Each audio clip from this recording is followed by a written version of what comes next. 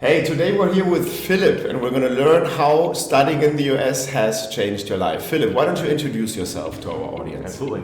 Hey everyone, my name is Philip. I'm 24 years old and I just graduated with my MBA from the University of Buffalo, and I'm going to start my full-time job in Germany next Friday. Cool. So maybe you can give us a breakdown where you studied and what you studied. Yeah, I studied at the University at Buffalo, New York. So it's in the northeast of the US, at the very west end of New York State. So at the Canadian border, so it does get cold in the winter, but it's very warm in the summer. So cool. And you just arrived back to Germany like a few weeks ago from this entire chapter. Maybe we can go back in time a little bit to the decision point when you actually made it clear for yourself, I'm going to go to study in the US for 2 years and do my master's. So after I finished my undergrad studies in Germany, I was starting my full-time job in Frankfurt, Germany. And I knew that I wanted to do my MBA, my master's degree. And I was eventually deciding to do it in the US because I was doing a semester abroad during my undergrad studies in the US. That was in Murray, Kentucky. So much more rural than where I was for my master's degree. But what catched me was, first of all, the country itself and its people. Just the US, people are a lot more open, want to connect. They have this hands-on attitude.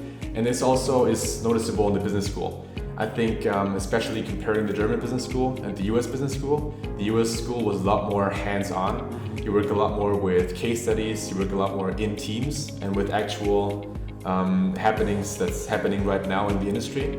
Whereas the German business school I perceived as being more theoretical, more scientific.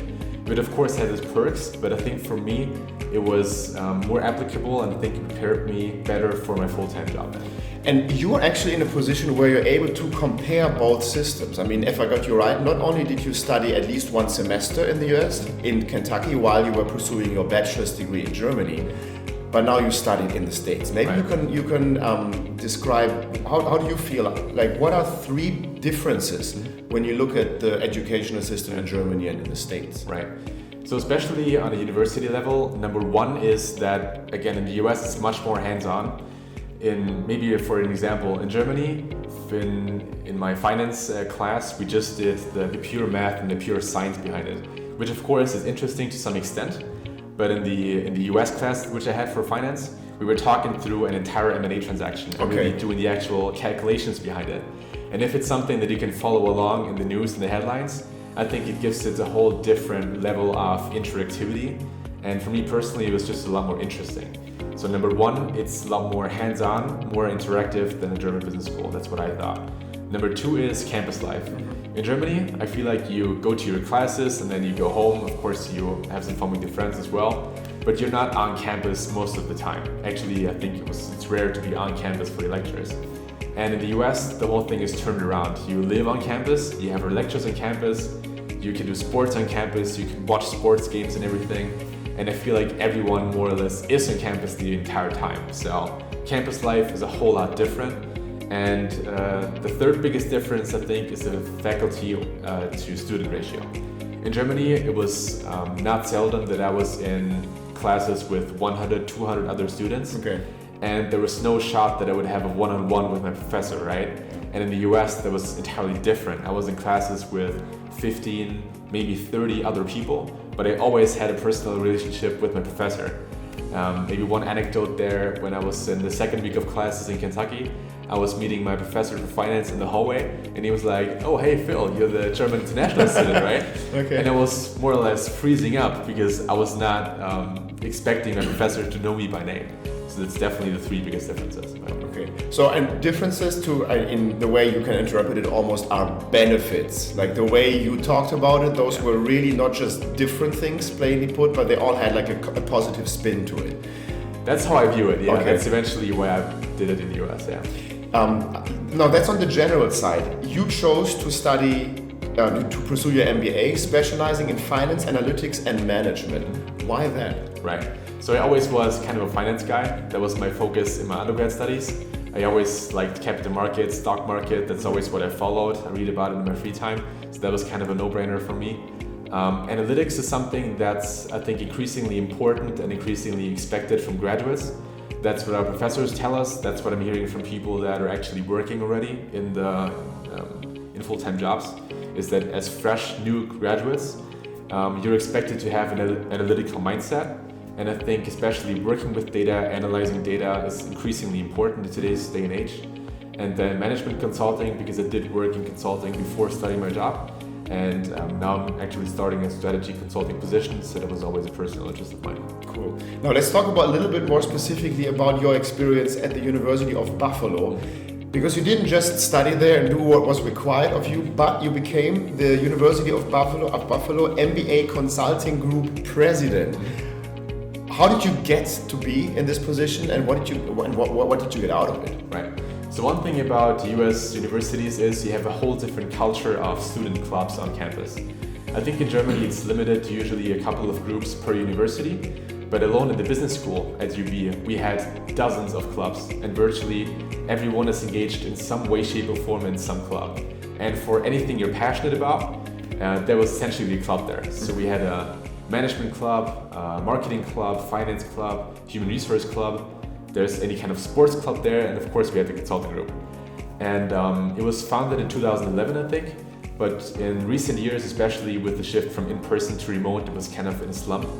And a friend of mine, we decided to pick it up again, to make it active again. And the idea is that current MBA students work on real-life consulting projects with local businesses in the area. So we were to build up the club basically from zero again in early or mid last year, 2021. And then in the fall we did 3 consulting projects with real companies in Buffalo. And then this spring we did 5 projects.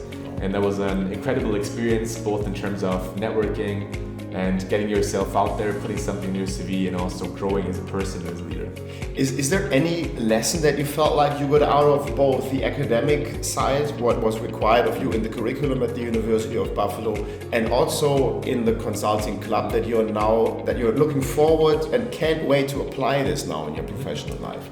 I think it's tough to pin down on one specific lesson that you learn, because most of lessons you pick up unconsciously as you go. So as I get the opportunity now to reflect on my entire studies, I think the biggest lesson, as corny as it sounds, is to just do it. To just take the leap. I think everyone has in the back of their mind some projects that they're thinking about, big or small, whether it's starting studies in a different country, whether it's starting a project you've been thinking about, or just doing this road trip, or talking to someone, reaching out to someone. And my biggest takeaway was to really just do it. Because even if you fail, you're in a safe environment. And eventually, everyone makes mistakes, everyone screws up. I screwed up in my coursework, in the consulting group stuff. Interpersonally, everyone makes mistakes, right?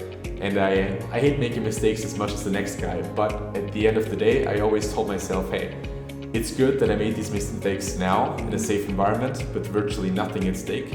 I'd rather do these mistakes now than later in my career, when there is actually money, jobs, my career at stake. So not being afraid to fail and really just doing it would be the biggest 2 lessons. Cool, thank you. Now there is a big component obviously that is outside of the professional experience. It's that personal experience that the on-campus or that the US campus experience gives you. I know you lived on campus and then off campus. Maybe you could share a little bit about how the campus lifestyle has influenced your time there as well. So I think you got to differentiate here between undergrads and grads. I think as an undergrad, it's always beneficial to live on campus because that's how the American students always do it. I think as a freshman, most are mandated to live on dorms. And that's really when you get to know the people. I've heard from people that it's customary to just walk through your campus dorm, just knock on doors, say, hey, I'm your neighbor, what's up, right? So that's where you get to know the people really. And I think especially in undergrad studies, it's very important to be there, to just be in the middle of things. And also as a grad student in my first year, I lived on campus just because it was easier for me to find this accommodation from Germany. But then in the second year, I lived off campus, which had advantages as well because it's usually a bit cheaper, although it was very close to campus. And you're not university regulated, right? Even when you're not in the dorms, but in on-campus apartment housing, There's always some rules around it, and you don't have these rules when you live off campus. Okay. And usually the biggest parties are off campus as well. Well, now Philip, now you don't just live outside of campus. I mean, you live out of the US again. You're back in Germany since a couple of weeks. You live in Munich now. Share a little bit about what is that next chapter in your life going to look like? Who are you going to work for? Right.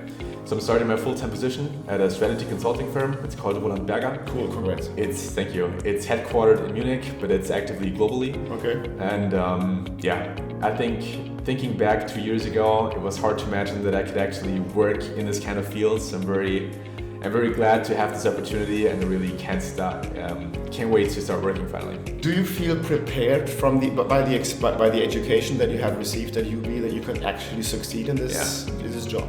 I do feel confident. I mean, you never know, right? But I think so, yeah. I think UB gave me a lot of opportunities, gave me a lot of doors that I could walk into to actually do this experience. I think in the end it came down to doing more than you're required of. Like the coursework, I think, especially in BA, it's very, very basic. And it's the same for everyone. But then on top of this, you can build your profile, right? Mm-hmm. So you can get active in clubs and groups like I did with the consulting group. You can do extracurricular stuff. You can do some programs that the university is offering. You can learn a different language maybe, specialize in coursework, do your focus. And I think that's where I really learned the stuff that is going to be beneficial for me in my career. Do you think there's something specifically in your profile that helped you to get that job actually? I think especially the consulting group was a large part. Cool. Because extracurriculars always show like, hey, I'm willing to do more than required of me, and I'm doing this on my own terms. It's intrinsic motivation, right? Cool. Like in the end, in the consulting group and other groups on campus, no one is paying us to do it, no one is telling us to do it, but we're doing it because we want to, and we're actually working towards results for it. So I think that was one of the biggest points that helped me to show that I'm a proactive person and not just talk about it. So this is definitely one example how your past has now influenced or positively influenced your present. Any future career objectives that you're looking forward to in the next decades to come? I mean, let's see. I'm very satisfied with where I am right now. In the coming years, I'm just looking to get settled in the firm where I'm going to start. And then further ahead, let's see if I want to build my career in consulting or outside. That's for the coming couple of years to decide. Thanks. And thank you for sharing with our viewers as well how studying in the US has helped you, has impacted you professionally as well as personally. Yeah, sure. Now let's talk a little bit more about how Epro 360 has helped you along the way. What has convinced you to choose Epro 360? Right.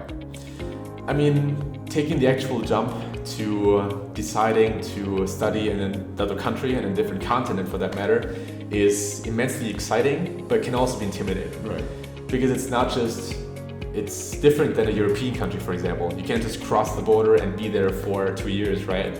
There's a lot you have to take care of. And as I was gathering information about what I have to do, something new always popped up. Like, okay, I think I figured out the visa stuff. Mm-hmm. Ooh, okay, now it's the flights, now there's the accommodation and everything. Paperwork you have to do. There's so much you have to take care of, and I felt a bit overwhelmed. And what Epro 360 helped me a lot with was organizing, especially the administrative tasks around it. Okay. I remember Amanda being my advisor. She made me really to-do lists, like by week X you have to do this, and this done. And by week Y you have to do this, and this. So having someone on your side who takes care of stuff and who is a trusted advisor was really, really important for me. And I would want to say calmed me down and freed my mind to the real important stuff. So in other words, you never feel lost in the process, but you always knew what to do next. Exactly, and I never felt alone. I knew that if I needed information or if I had concerns about something, Amanda, my Epro contact, would always be ready for a phone call within the next few hours, and that was huge for me in that phase. Thanks for sharing. And how about after you started your studies in the US? Were you able to contact us still?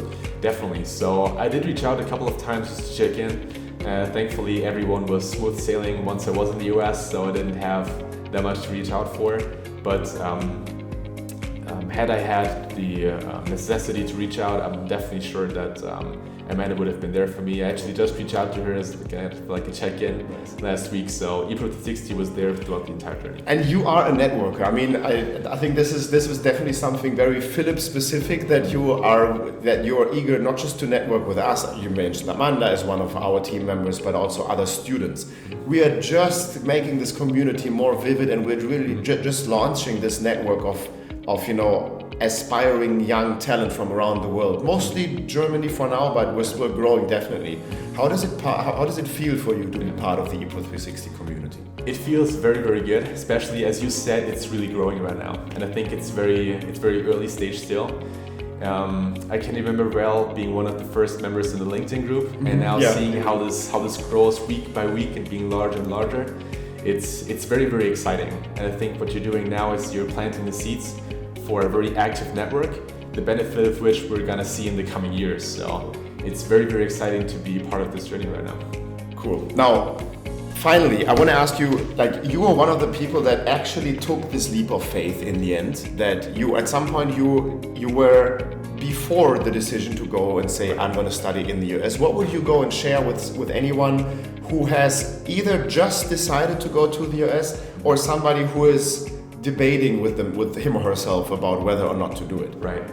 I'm gonna have to circle back to what I said when you asked me what my biggest lesson was, because I'm gonna say the same. I'm gonna say just do it. It is a very big question. Of course, I was taking a lot of time to think about everything thoroughly, but in the end, if you're watching this video, you have this dream, you have this idea, and in the end, you have this narrow window of opportunity in your life where you're a young person, where you're out of home, and you can make your own decisions.